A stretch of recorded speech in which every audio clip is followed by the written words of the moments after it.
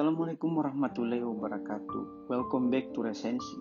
Ibadah merupakan fitrah manusia, bagaikan perangkat bawaan yang teraplikasi secara inheren pada gawai. Ibadah tidak bisa tidak dijalankan oleh setiap makhluk, khususnya manusia yang merupakan makhluk berakal.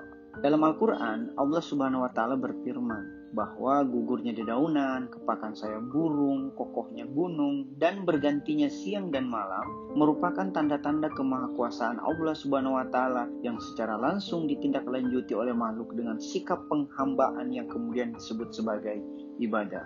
Disebut sebagai ibadah karena yang melakukannya adalah seorang abid, yang berarti hamba. Itulah mengapa setiap makhluk pada dasarnya beribadah, karena hanya Tuhan yang merupakan ilahi yang tidak menyembah, karena dialah yang menciptakan segala sesuatu, sehingga hanya dia pula lah yang pantas disembah.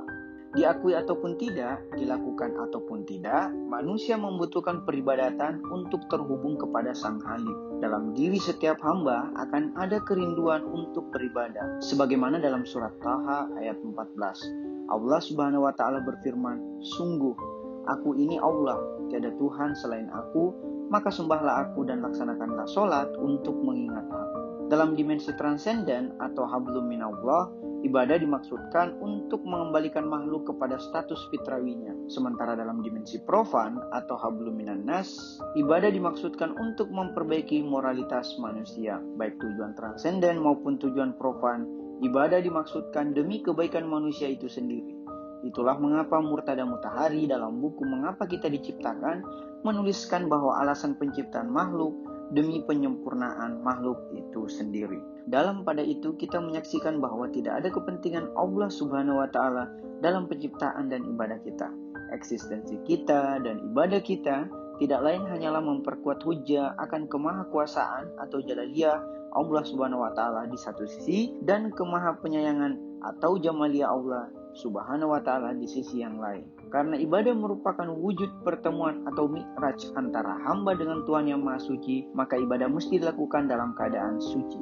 Untuk itulah diperlukan bersuci sebelum dan sementara dalam beribadah, baik suci secara jasmani seperti wudu dan tayamum, maupun suci secara rohani, yaitu menjauhi dosa-dosa. Keutamaan ibadah terpancar dari laku hidup seorang hamba yang mana jika kita bertemu dengannya, kita langsung mengingat Allah Subhanahu wa Ta'ala, yaitu mereka yang perkataannya hanyalah kebenaran dan tindakannya menggerakkan kita kepada kebaikan. Filosofi terdasar dari ibadah adalah berkomunikasi atau terhubung dengan pencipta. Jika ibadah merupakan komunikasi makhluk kepada Allah, maka turunnya wahyu merupakan komunikasi Allah kepada makhluk. Kedua jenis komunikasi tersebut ada yang dapat berbicara tanpa perantara, seperti Nabi Isa alaihissalam maupun Nabi Musa alaihissalam kepada Allah Subhanahu wa Ta'ala. Ada pula mi'raj rohani seperti Nabi Muhammad sallallahu alaihi wasallam maupun Imam Ali alaihissalam ketika melakukan ibadah sholat.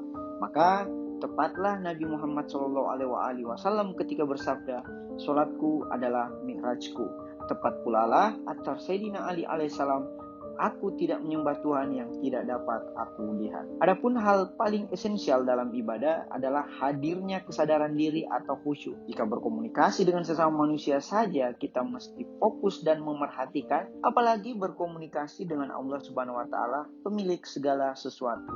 Inilah yang disebut sebagai tauhid ibadah, yaitu mengisahkan Allah Subhanahu wa Ta'ala dalam segala bentuk peribadatan. Sementara hal yang merusak ibadah adalah hadirnya kesyirikan yang terlihat, yaitu takabur, maupun syirik yang tak terlihat, yaitu ujub. Syirik atau tidak mengesahkan Allah akan berdampak pada hilangnya kesadaran diri saat beribadah, yaitu tidak khusyuk saat beribadah.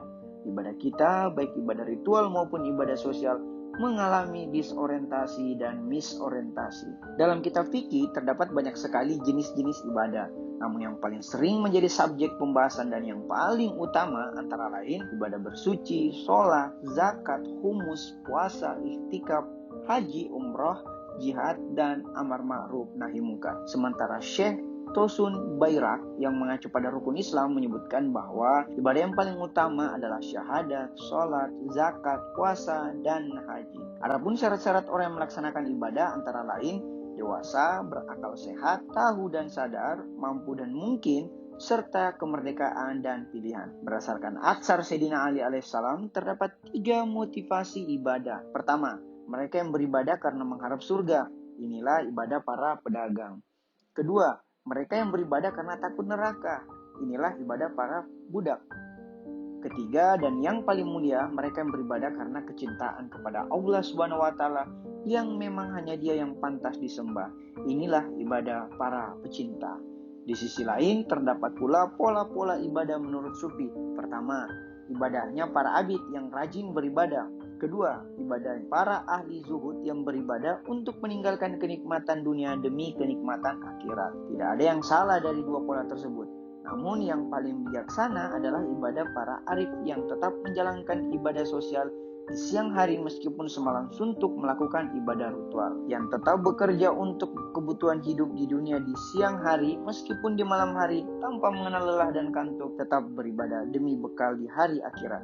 Inilah ibadah ahli mahrifat. Ibadah yang sejati adalah ibadah yang bebas dari dorongan fisik, bukan ibadahnya orang dungu atau kaum khawarij.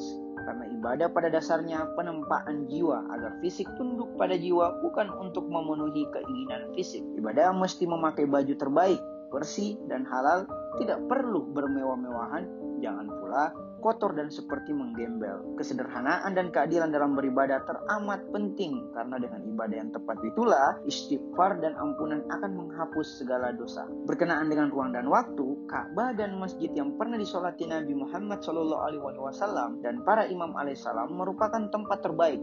Namun semua tempat selama suci dan bersih dapat digunakan untuk beribadah. Sementara waktu terbaik beribadah adalah bulan puasa, khususnya malam Lailatul Qadar. Namun sholat tepat waktu dan ibadah-ibadah lainnya yang juga merupakan ibadah yang akan diterima jika dilakukan dengan ikhlas dan khusyuk serta memerhatikan rukun dan syarat sahnya. Bahwa ibadah diperuntukkan demi penyempurnaan manusia itu sendiri. Di dalam ibadah terdapat aspek pendidikan, yaitu pendidikan moral dan kesadaran diri.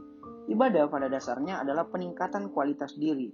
Adapun sosok teladan dalam beribadah tentunya yang pertama dan paling utama adalah Rasulullah Shallallahu Alaihi Wasallam. Lalu kemudian para imam Ahlul Bait alaihissalam, mulai dari Imam Ali alaihissalam yang dibunuh ketika sholat, Imam Husain alaihissalam yang dibantai di padang Karbala, Imam Al-Sajjad alaihissalam yang digelar sebagai manusia yang senantiasa bersujud, dan imam-imam alaihissalam lainnya. Tapi apakah kita manusia yang kotor dan tidak suci ini dapat diterima ibadah dan dapat berkomunikasi dengan Allah Subhanahu wa taala yang Maha Suci? Rasulullah Shallallahu alaihi wasallam bersabda, barang siapa yang mengenal dirinya, maka ia akan mengenal Tuhannya. Atau seperti dalam atsar Sayyidina Ali alaihissalam, orang yang merasa baik itu buruk dan orang yang merasa buruk itu baik. Karena kita buruk, marilah kita memperbaiki diri dengan memperbaiki kualitas dan kuantitas ibadah kita kepada Allah Subhanahu wa taala. Ada pertanyaan?